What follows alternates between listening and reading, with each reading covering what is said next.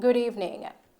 The Metro Quick Response Unit assigned to the Public Safety and Traffic Enforcement Branch, the PSTEB, seized 3 firearms and arrested 3 men following a shooting incident on Orange Street in downtown Kingston last night.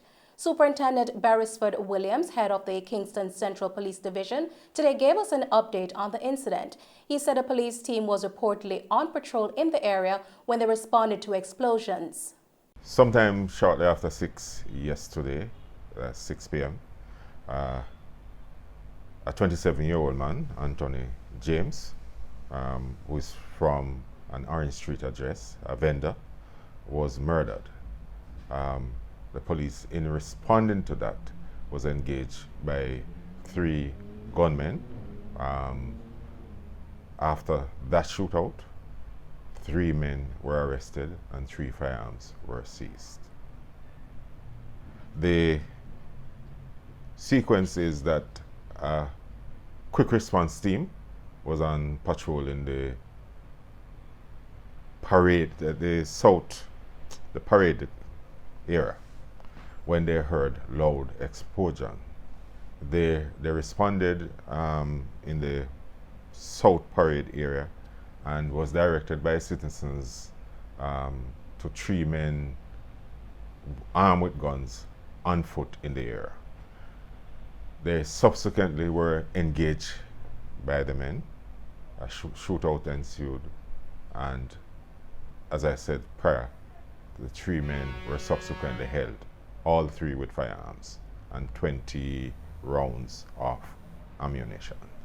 Superintendent Williams said men had just shot and killed a man when they heard the explosions. It was subsequently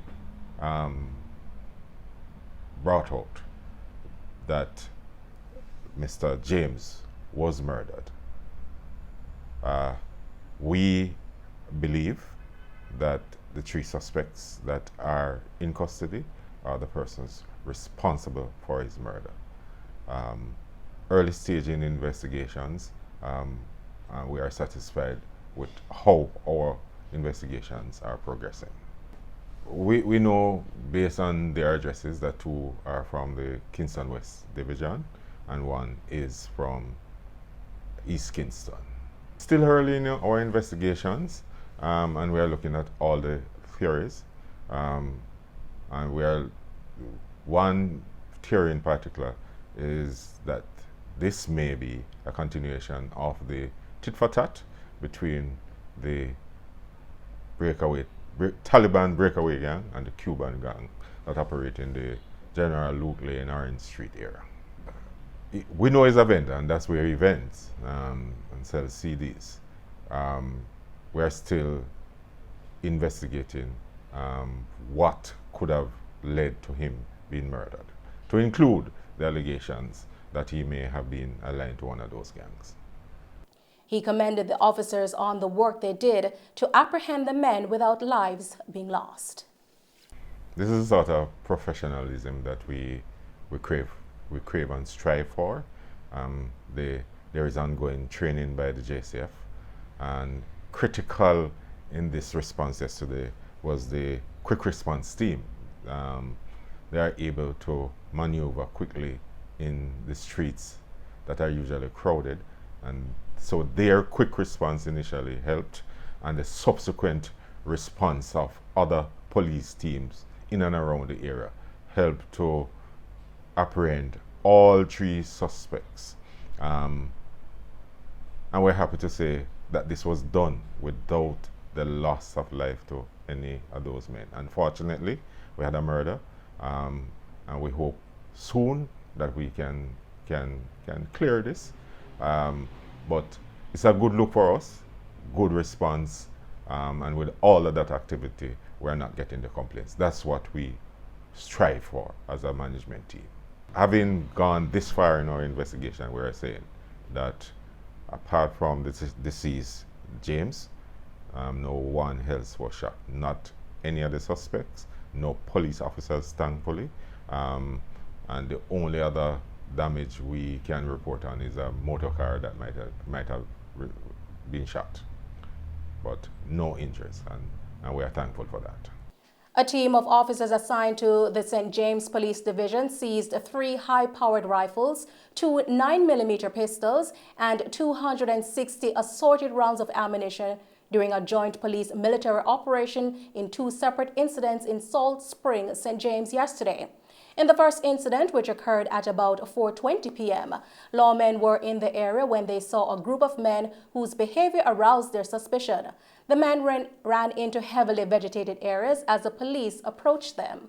A search of the area was conducted and 2 plastic bags containing the following were found: 1 rifle, 1 Anderson multi-caliber rifle, 1 AR-15 multi-caliber rifle, a Smith & Wesson SD-9VE pistol, 1 magazine containing 16 9mm rounds, 3 M16 magazines with 105.56mm rounds, 89 5.56mm rounds, and 39 9mm live rounds of ammunition. No one was arrested in relation to this seizure. In the second incident that occurred at about 5:30 p.m., the lawmen were in the area when they saw 21-year-old Recoy Hemmingham, otherwise called Tall Man, a painter of Go Peace Lane, Salt Spring in St. James, whose actions aroused their suspicion. On seeing the officers, Hemmingham pulled a firearm from his waistband and dropped it on the ground. The firearm, a Sarsil Mazar pistol with a magazine containing 16 9mm rounds of ammunition, was retrieved. He was subsequently taken into custody. Following investigation, he was formally charged. However, his court date has not been finalized. And Mello TV News will continue to bring you updates as the investigation into this matter continues. In the meantime, criminals made off with approximately 8 million Jamaican dollars after spray painting CCTV cameras and prying open the security grills to access the inside of a remittance agency in Orocabessa, St. Mary yesterday. The thieves stole 6,422,146 Jamaican dollars, 5,935 US dollars, 700 Canadian dollars, 1,720 pounds sterling, and 670 euros. Reports are that at about 3:28 a.m., a passerby called the police after noticing that the building was broken into. On arrival of the lawmen, it was observed that the culprits spray painted the CCTV cameras with black paint and pried the grill open. When they gained entrance into the vault, stole the monies, and then escaped. Minister of Legal and Constitutional Affairs Marlene Mallo Ford yesterday unveiled the Andrew Holness administration's legislative plans to break with the British monarchy and to establish Jamaica as a republic. With the establishment of the Ministry of Legal and Constitutional Affairs in January, Prime Minister Andrew Holness signaled that the new minister had a major task ahead of her to reform Jamaica's laws to begin the process of reviewing the country's constitution. In making her contribution to the sectoral debate in the House of Representatives yesterday, Mrs. Marlene Mallo Ford announced the plans to have constitutional reform and remove the Queen as the head of state before the next general election, constitutionally due in 2025. The continued symbolic presence of the British Crown in the constitutional makeup of our state and other Commonwealth Caribbean states has been repeatedly placed on reform agendas here and across the region. The mandate of this new Ministry of Legal and Constitutional Affairs includes spearheading the most meaningful and comprehensive post-independence constitutional reform work to be undertaken in our nation. The goal, Honourable Leader of Opposition, is to ultimately produce a new constitution enacted by the Parliament of Jamaica, establishing the Republic of Jamaica as a parliamentary republic, replacing the constitutional monarchy and affirming our self-determination and cultural heritage.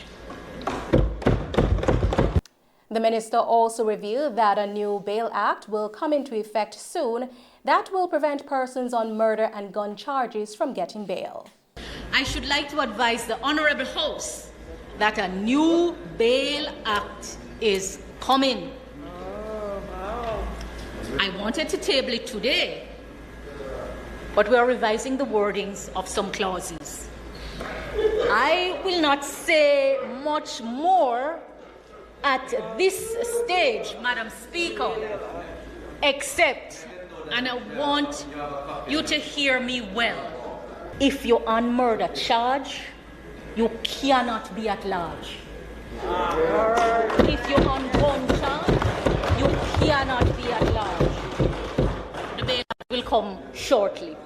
Concerns have, however, been raised by several criminal defense attorneys who argue that under the Charter of Fundamental Rights and Freedoms, any person awaiting trial and detained in custody shall be entitled to bail on reasonable conditions unless sufficient cause is shown for keeping him in custody.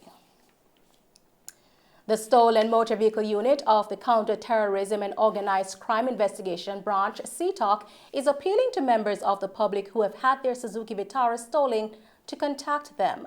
The recovered vehicles are two Suzuki Vitara, one red and the other black. The model of the vehicles are between 2008 and 2014. Persons are being asked to contact the Counter-Terrorism and Organized Crime Investigations Branch at 876-922-2373 or 876-922-7322.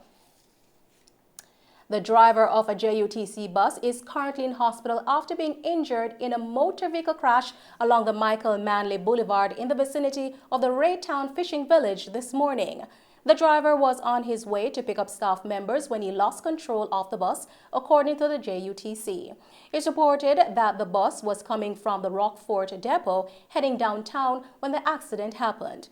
This is the second JUTC bus to have been damaged in recent days, after one of the buses caught fire in Bull Bay, St. Andrew last week.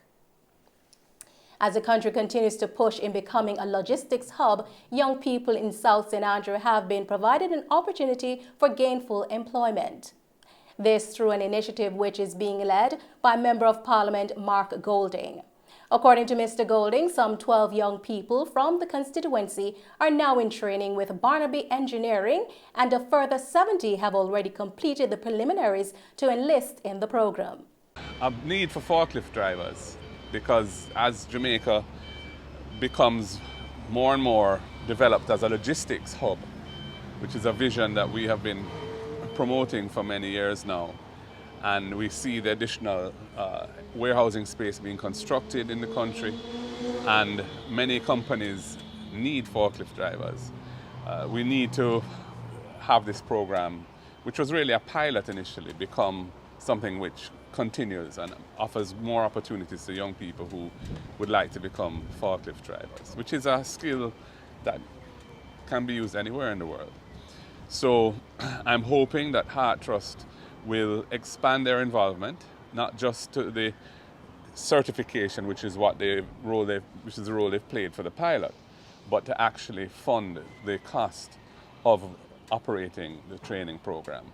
The pilot was largely funded by private sector donors, but for it to be sustained, I think the National Training Institution, which is HART, needs to fully involve itself in it. The PNP president, who is the Member of Parliament for South St. Andrew, further expressed his desire to have the program continue past this pilot phase and for the Heart Trust NSTA to not only provide certification but funding for the training program. We have established a training opportunity for about 12, I think it is, young people, mainly from South St. Andrew, in forklift training and certification. And we visited Barnaby Engineering this morning, where the training is being done hands-on, and we're now at Jagas.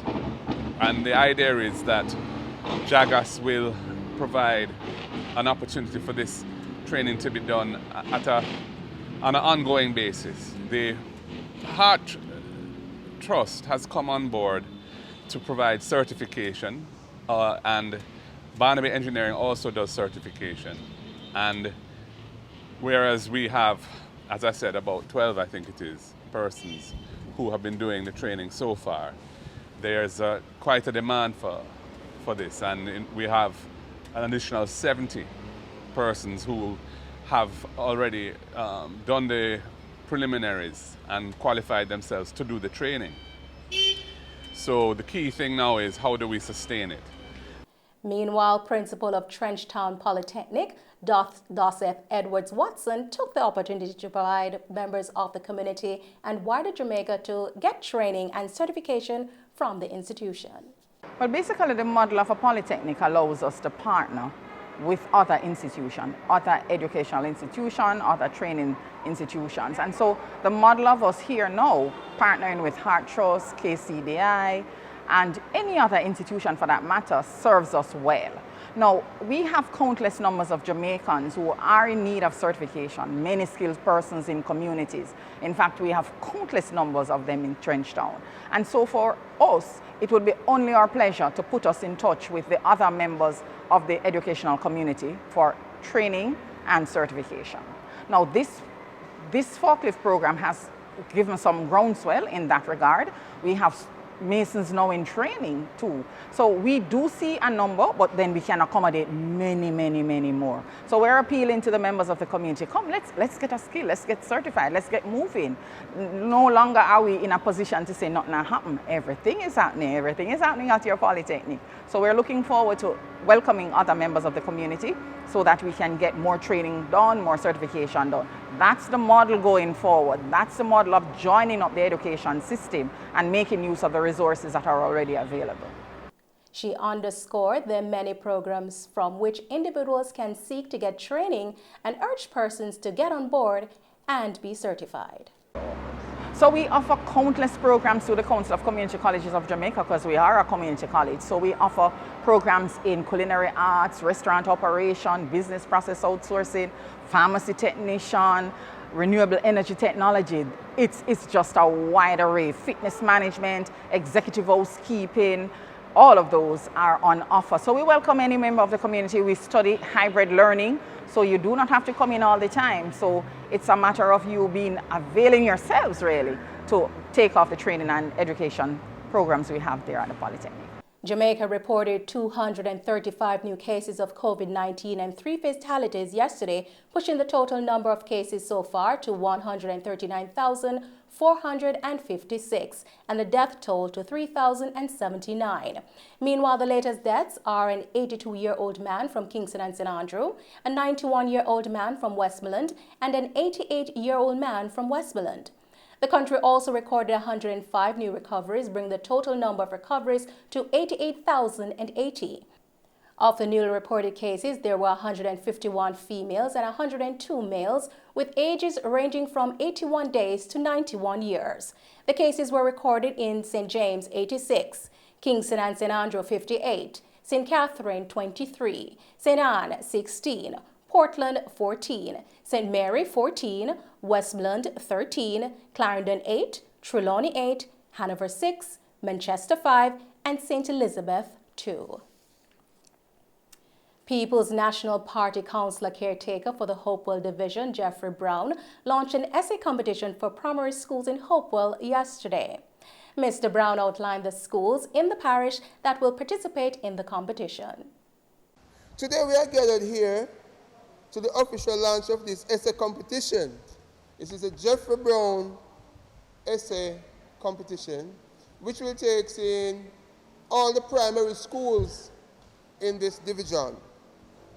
Bethel Primary, Cocoon Castle, Watford Hill, Pondside, and Gurney's Mount.